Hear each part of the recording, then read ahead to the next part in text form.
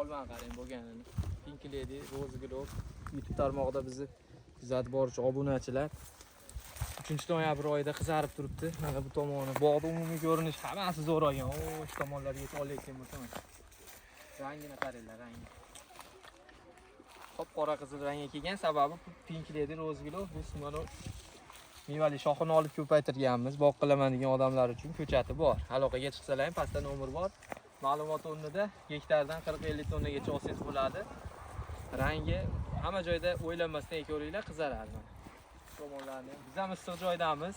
Farg'onaning quvvasi, eng erta pishadigan joylardan biri. Gilos ekasizlar, boshqa eksalaring.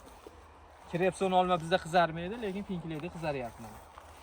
Bu degani hamma joyda bu olma qizaraveradi degani. Ekib sinab ko'rildi. Buxoroda ham, Surxondaryoda ham, Xorazmda ham bu olma bir xil shu rangda olyapti. Ko'chatni sotib olish uchun telefon raqamimizni qoldirib qo'yamiz. Zakaz berib sotib olsalaring bo'ladi. Yoqsa like bosinglar. Olma boq qilaman deganlarga tashakkür. O'sha yerda